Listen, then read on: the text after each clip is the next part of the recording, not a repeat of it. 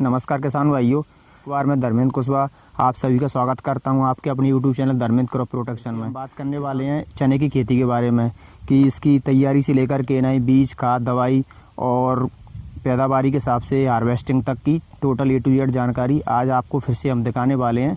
तो आज हम फिर से मुलाकात करवाएंगे आपके प्रदीप। आइए प्रदीप भाई। नमस्कार कुशवाहा जी। नमस्ते सर। और सर जी कैसे हो? बस सर बढ़िया।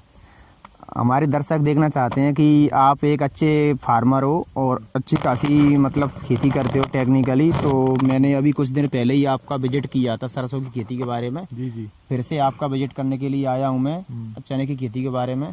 तो हमारे किसान भाइयों को थोड़ा सा आप बताएं प्रदीप भैया कि अभी आपने जो चने की फसल लगाई है वो किस महीने में लगाई थी और ज़मीन की तैयारी कैसे की थी, कौन सा बीज का चुनाव किया था और क्या क्या इसमें जो आपने खाद और न्यूट्रिएंट से उपयोग किए, क्योंकि आपके चने की फसल बहुत अच्छी खड़ी है। मैंने अभी इसको देखा तो इसमें अभी फ्लावरिंग स्टेज चल रही है, फूल की अवस्था है।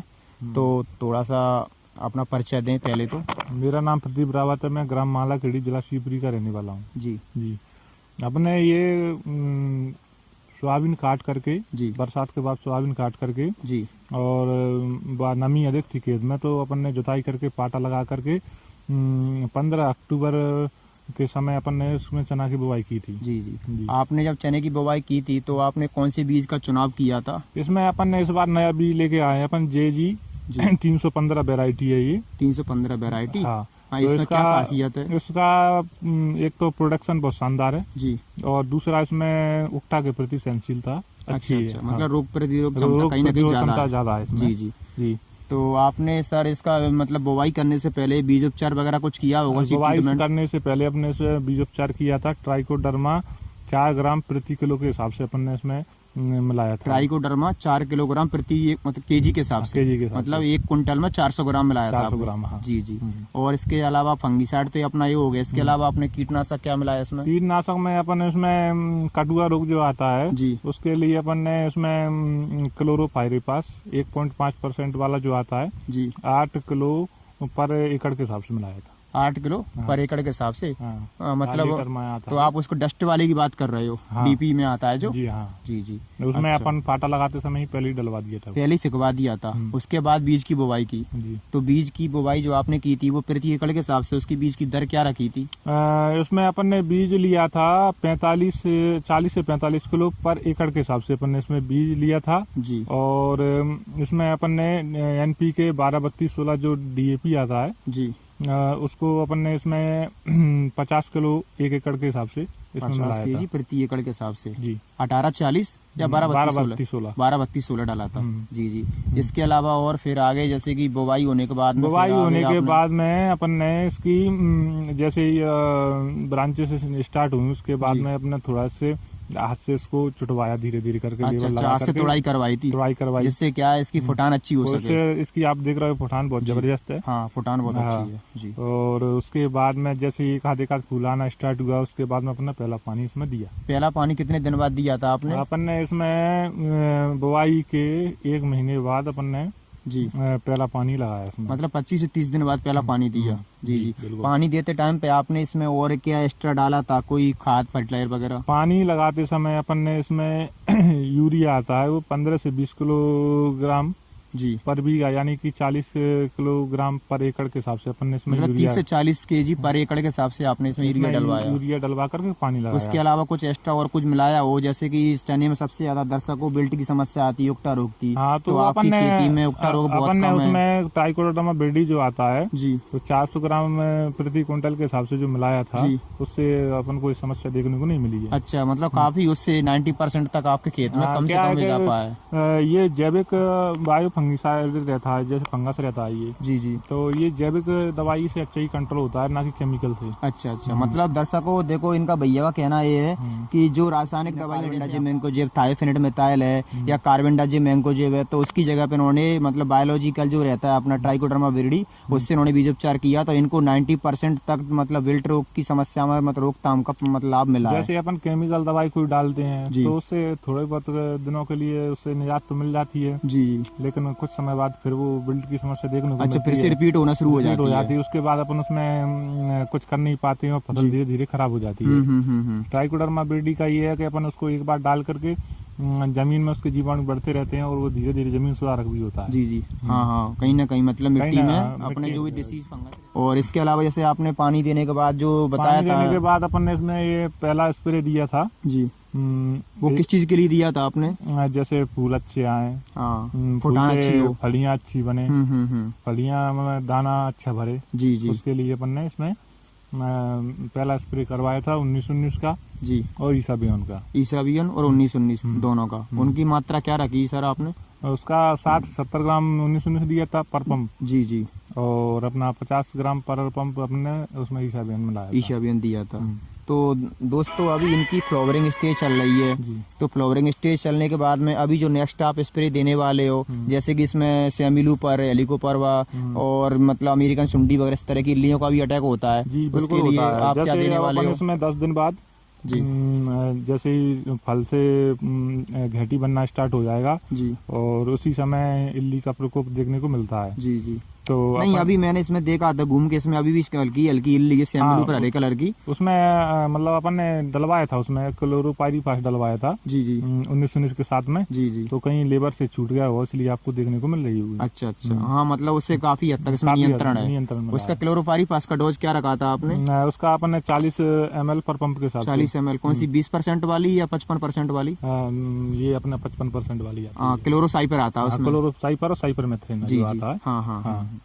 अभी जो आगे जो इल्ली आएगी और इसकी फूलों की मतलब अवस्था पे, और आगे क्या इसमें देना चाहते इससे आपका प्रोडक्शन अच्छे से अच्छा निकले? प्रोडक्शन के लिए अपन इसमें 52-34 05234 हाँ 05234 जो आता है जी, उसके साथ में अपन जो अपना हाइपर आता है, जो डबल के नाम से गोदरेज का आता है, वो डबल गोदरेज का होमोब्रोसिनोलाइट्स टेक्निकल आता है उसमें जी जी, उसके साथ में अपन उसमें ऐड करेंगे कोराजन दवाई का। कोराजन डायरेक्ट कोराजन डालोगे? उसके बाद दवाई जब घेटिया जाएगी तो फिर डालने की जरूरत नहीं पड़ेगी, जब तक अपनी फली बनना स्टार्ट हो, जब तक 1 महीने तक वो काम करेगी जी जी। इससे बार बार दवा डालने का अपना खर्चा भी बच जाएगा और लंबे समय तक उसका इल्ली पर नियंत्रण भी रहेगा जी जी जी। तो भैया थोड़ा सा आप ये बताओ हमारे दर्शकों को कि जैसे इस बार भी आपने चना किया है और इसी खेत में पिछले साल भी दर्शकों इन्होंने चना किया था, तो पिछले साल आपका इस हिसाब से जो आपने मेंटेनेंस किया है, समय समय पर खाद देना, समय समय पर मतलब न्यूट्रिशन पौधे को देना या पीजीआर या अपने NPK देना, तो इस हिसाब से पिछले साल आपके एवरेज को देखते हुए इस साल आपको मतलब प्रोडक्शन में क्या लगता है, कितनी पैदावारी निकलनी चाहिए? काफी समस्याएं रही थी जी, बारिश समय समय पे होती रही थी और चना जैसी फसल को बारिश पानी की ज्यादा जरूरत नहीं पड़ती जी, है जी। उस समय उसकी वजह से चना की बढ़वार भी ज्यादा हो गई थी जी जी, और चना बढ़ के घाटी लगने पर गिर भी गया था जी, तो उससे प्रोडक्शन में काफी अंतर आया था, प्रोडक्शन काफी घटा था उससे जी। इस बार मौसम अनुकूल है फसल के हिसाब से जी, तो इस बार अपना प्रोडक्शन लगभग एकड़ के हिसाब से अगर माना जाए तो 10 क्विंटल 12 क्विंटल के लमसम जाना चाहिए इस बार। 10 से 12 क्विंटल प्रति एकड़ के हिसाब से आपका प्रोडक्शन होना चाहिए इसमें जी जी। फसल को देखते हुए भी लग रहा है हमको ऐसा कि 10-12 क्विंटल अपना ये एकड़ में एवरेज आना चाहिए जी जी।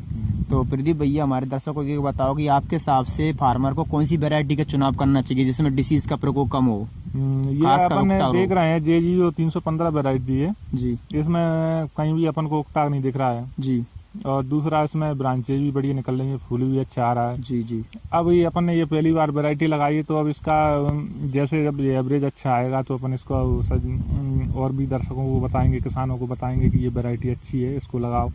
क्या ये पहली बार अपने इस वैरायटी को लगाया है, पहले अपन ने क्या करते थे, जो चना निकाला जी उसी को भी रख लिया और उसी को बुआई कर देते थे।